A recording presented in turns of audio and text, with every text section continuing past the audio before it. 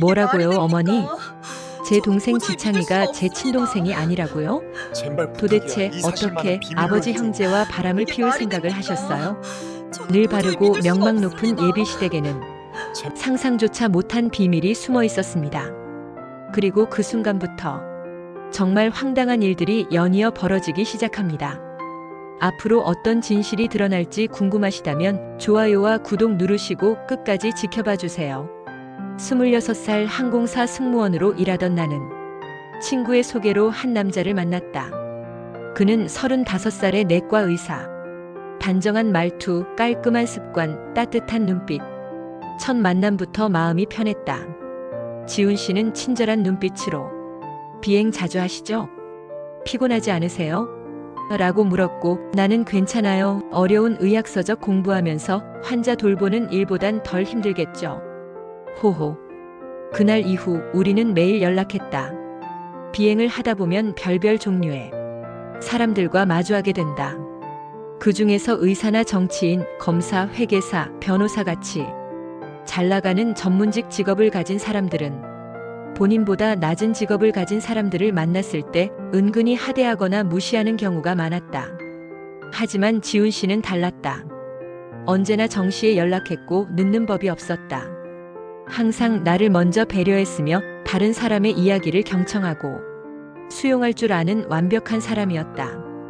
그렇게 사귀기 시작한 지 1년쯤 되었을 때 우리는 서로 결혼하기로 약속하였다.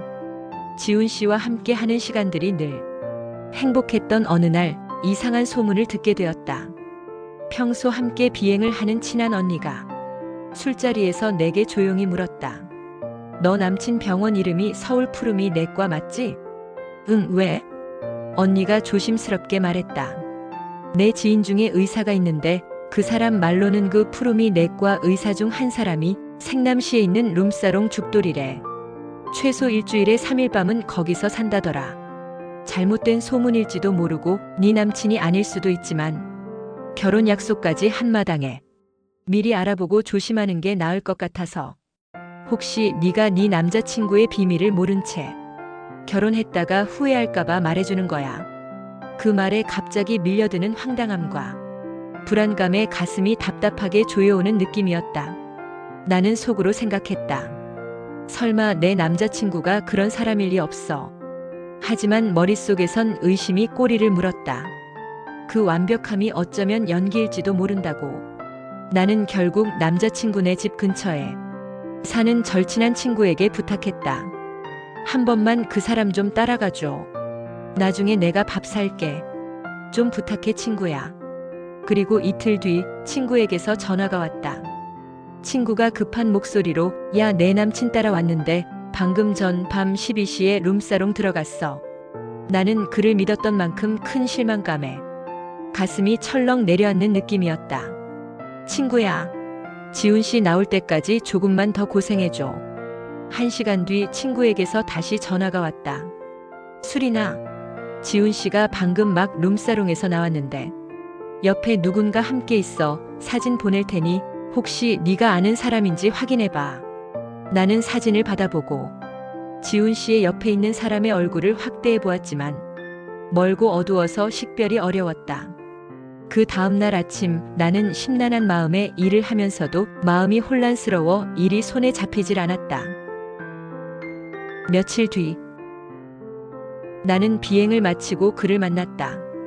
지훈 씨, 나 물어볼 게 있어. 지훈은 의아한 표정으로 뭔데 그렇게 심각해? 무슨 일 있어? 수린이가 정신을 가다듬고 단호한 톤으로 물었다. 나 단도직입적으로 물어볼게.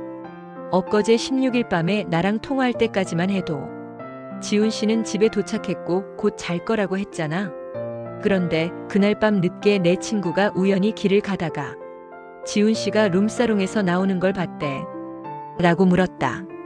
지훈은 처음엔 본인이 아니라고 잡아댔으나 사진을 내밀자 몹시 당황하여 한동안 말을 잇지 못하였다. 그리고는 잠시 뒤 입을 열었다. 이렇게 된 이상 더 숨기지는 못하겠네. 사실 창피한 집안일이라 너에게 말하기 힘들었어. 옆에 계신 분이 내 아버지야. 우리 아버지는 강남에서 아주 실력 좋기로 소문난 의사야. 그런데 일하면서 받는 스트레스를 술로 풀다 보니 어느새 습관이 되어버린 거지. 술 마시면서 술집 아가씨에게 하소연하고 나면 어느 정도 스트레스가 해소가 되시나 봐. 아무래도 소문날까 봐. 내가 항상 아버지를 직접 모시러 가는 거야. 너무도 미안해하며 어쩔 줄 몰라 하는 지훈 씨의 눈빛을 보며 나는 아무 말도 할 수 없었다. 그의 얼굴에는 부끄러움과 체념이 동시에 묻어 있었다. 지훈이 말을 이어나갔다. 그래서 어머니가 너무 힘들어하셔. 아버지는 늘 밖으로 돌고 집에서 두 분은 거의 대화가 없으셔. 옛날 집안 대대로 내려오는 우리 집 철칙은 안에서 일어나는 일은 절대로 밖으로 새어나가서는 안 되고 밖에서 발생하는 일은 절대로 집안으로 가지고 오면 안 된다 야. 그래서 우리 집안은 안과 밖의 일이 철저히 분리되어 통제되고 있어. 그런 환경이라 우리 어머니는 종종 혼자서 집에서 술을 드셔. 난 같이 마셔드리고 싶어도 병원 끝나면 아버지 모시러 가기 바빠서 동생은 아직 고등학생이고 그때 처음 알았다. 그의 완벽함은 허물을 숨기기 위한 방패였다는 걸. 어느 날 나는 룸사롱까지 미행했던 친구에게 감사의 표시로 밥을 사주기 위해서 겸사겸사 만나서 자초지종을 이야기하게 됐다. 그 친구는 어릴 때부터 친하게 지내는 믿을 만한 친구였고 현장을 목격한 사람이기에 그 문제를 허심탄회하게 상의할 수 있었다. 예비 시아버님의 문제가 과연 내 결혼 생활에 영향을 미치지는 않을지에 대한 의문이었다. 그런데 갑자기 친구가 물었다. 그 집에 19살 차이 나는 남동생이 있다고 했지? 혹시 그 애가 지훈 씨의 아이는 아니겠지? 왜? 그런 경우 있잖아. 아버지가 그렇게 바람 피우는 모습을 보며 자라. 경각심이 부족한 아들이 학생 때 사고 쳐서 애를 낳는 경우 말이야. 동생과 나이 차이를 보면 충분히 그런 경우를 의심해 볼 수 있잖아. 그는 늦둥이 막내 동생이 있다. 자신보다 19살 어린 동생. 친구의 그 얘기를 듣고 나니 갑자기 동생에게 너무도 살갑게 대하는 지훈 씨의 모습이 이상하게 보이기 시작했다. 일반적으로 들어 알고 있는 남자 형제들 간의 사이와는 다르게 지훈 씨가 동생을 많이 아꼈다. 그리고 그 가능성을 부추기는 다른 이유는 지훈 씨의 아버지는 늘 밖으로만 돌고 어머니는 집안에서 거의 지내신다고 했다. 그런데 그런 가정에서 어떻게 막둥이가 생겼을까? 충분히 품을 수 있는 의문의 퍼즐이었다. 그래서 그 다음날 저녁 지훈 씨를 만나서 물었다. 나 궁금한 게 있는데 지훈 씨 오해하지 말고 들어. 지훈 씨 아버지는 젊어서부터 계속 밖으로 도셨고 어머니랑 말도 거의 안 하신다면서 어떻게 막둥이가 나왔어? 혹시 지훈 씨가 학창 시절에 사고 친 건 아니지? 지훈 씨는 펄쩍 뛰면서 부인했다. 무슨 그런 말도 안 되는 이야기를 하는 거야? 내 동생 출산한 날 내가 아버지 대신 어머니 산후조리원에 갔었어. 수린이는 여전히 그 말을 온전히 신뢰할 수 없다는 듯한 눈빛으로 지훈을 계속 쳐다봤다. 지훈은 그런 의심을 받는 것 자체가 싫었고 본인은 억울한 상황을 참지 못하는 성격이라 몇 번이고 아니라고 부인하다 결국 나에게 약속했다. 수린이 너가 그렇게 내 말을 못 믿겠으면 유전자 검사를 하자. 내가 내일 다 가져올게. 그 다음날 지훈은 그의 부모님 지훈, 지창 네 사람의 칫솔과 머리카락을 각각의 포장용 비닐봉투에 담은 다음 각각의 이름까지 적어서 가지고 왔다. 나는 그것을 들고 곧장 유전자 검사를 의뢰했다. 그로부터 2주 후 드디어 유전자 검사 결과를 받았다. 지훈과 함께 개봉하기로 하였기에 궁금함을 참고 다음날 저녁에 지훈을 만났다. 지훈이 자신만만해하며 너 이 결과 보고 나면 나에게 무릎이라도 꿇어야 할 거야. 내가 웃으며 말했다. 알았어.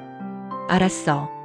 그래도 깔끔한 거 좋아하는 우리 둘 성격에 누구를 의심하며 사는 거보다는 미안해도 이렇게 정리하는 게 낫잖아. 내가 멋쩍게 웃으며 봉투를 열었다. 지훈과 지창의 관계가 제일 처음으로 나왔다. 결과는 나의 의심을 말끔하게 해소시켜 주었다. 친자관계 확률 0%. 지훈은 당연하다는 듯이 어깨에 힘이 잔뜩 들어가며 나를 가볍게 툭 쳤다. 꺼봐. 내가 아니라고 했잖아. 이젠 나 의심하지 마. 나는 고개를 끄덕이며 이왕 검사 의뢰했으니 다른 것도 볼까? 지훈이 웃으며 지창이가 내 동생인 게 확실하니 보나만 하지 뭐. 나는 안도에 웃으며 다른 장을 꺼내 읽었다. 지훈 씨의 말대로 어머니 한지희와 김지창 친자관계 99.95%. 지훈 씨가 당연하다는 듯 꺼봐. 내가 직접 산후조리원 갔었다니까. 라고 했다. 나는 다시 나머지 한 장을 꺼내서 확인했다. 마지막 남은 아버지 김창수와 김지창의 유전자 검사 결과였다. 나는 그것을 눈으로 훑고 내려가 다 마지막 결과에 시선이 멈추고 내 눈을 의심할 수밖에 없었다. 그리고 그것을 지훈 씨에게 조용히 넘겼다. 지훈 씨는 왜 그래? 그 눈빛 뭐야? 불안하게. 잠시 후 지훈 씨는 한참 동안 그 결과지를 쳐다보며 마치 얼어붙은 듯 한참을 시선이 그곳에 멈춰 있었다. 아버지 김창수와 김지창의 부자관계 확률 0. 그것의 의미는 지훈의 어머니가 다른 남자와 바람을 피웠다는 이야기이다. 우리는 믿을 수가 없었다. 왜냐하면 지훈이 평생 보아온 어머니는 늘 기품이 넘치고 고고하며 자식들에 대한 예절 교육에 엄격한 분이셨다. 그리고 대부분 집에서 시간을 보내셨고 간혹 친구들 모임이 있어도 집에 일찍 귀가하여 가족을 먼저 챙기시는 분이셨다. 이 결혼, 이대로 괜찮은 건가? 나는 여러 가지 경우를 생각하며 며칠을 고민했다. 어느 날 지훈 씨의 주도로 나와 그의 어머니 그리고 그가 함께 그의 집에서 저녁 식사를 하게 되었다. 지훈 씨는 나를 결혼할 여자라고 소개했고 상견례전에 어머니와 확인해야 할 일이 있다며 나를 초대했다고 이야기했다. 우리는 어머니가 차려주시는 저녁 식사를 하고 차를 마시면서 지훈 씨가 용기를 내어 어머니에게 그동안 나의 의심으로부터 시작되어 유전자 검사에까지 이르렀고 그 결과에 대해 어머니에게 이야기했다.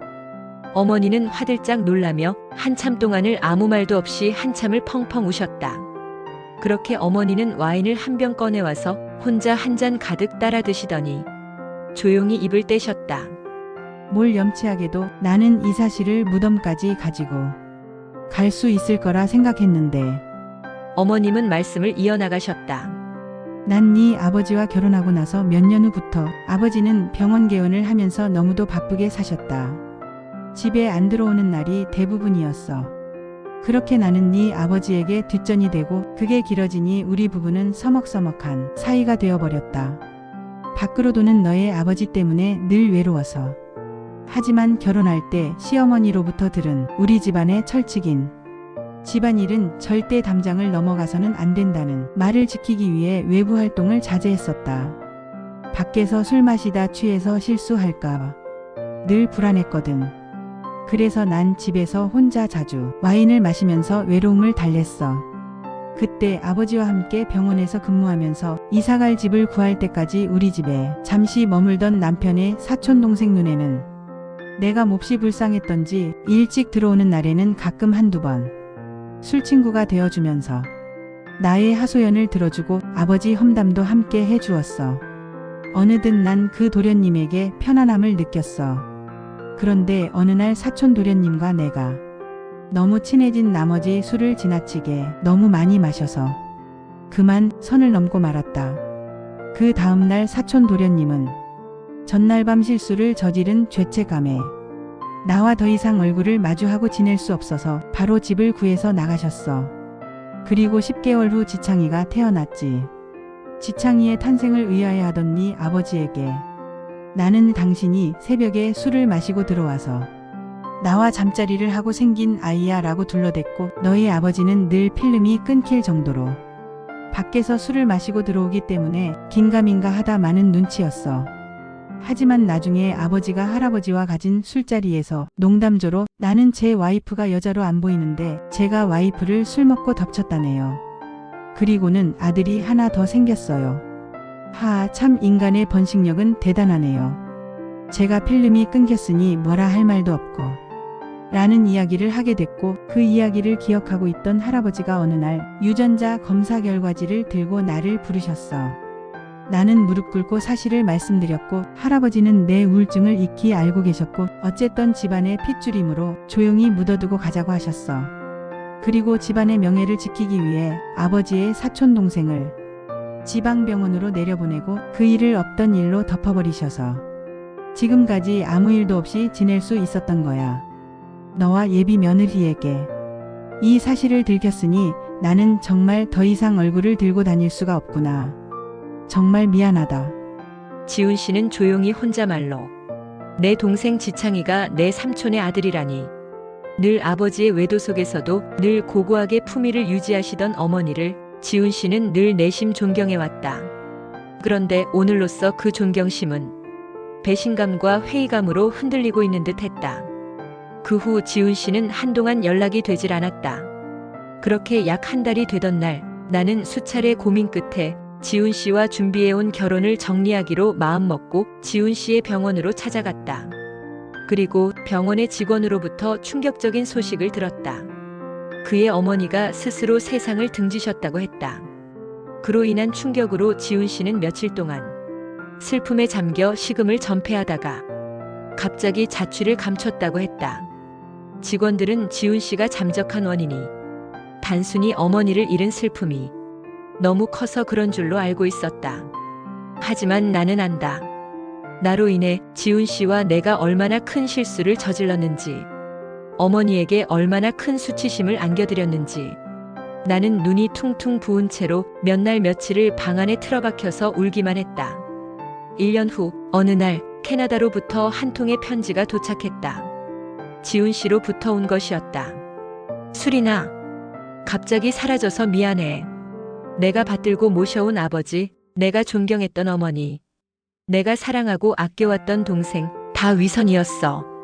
그래서 너에게만큼은 진짜 나를 보여주고 싶다는 마음에 내 가족에게 잘못된 선택을 하고 말았어. 나 때문에 어머니가 돌아가셨어. 너를 만나지 않았으면 영영 모르고 살았을지도 모른다는 생각에 너를 원망하지 않을 수가 없었다. 네 얼굴을 보면 평생 그 죄책감에 견뎌낼 자신이 없었어. 그래서 떠난 거야. 말도 없이 떠나서 미안해. 그래도 내 사랑만큼은 진심이었다. 그로부터 20년이 훌쩍 흐른 지금도 매달 한 번씩 지훈 씨의 어머니가 외롭게 계시는 납골당을 찾아가 사죄의 인사를 올린다. 지훈 씨는 어디서 어떻게 살고 있는지 궁금하다.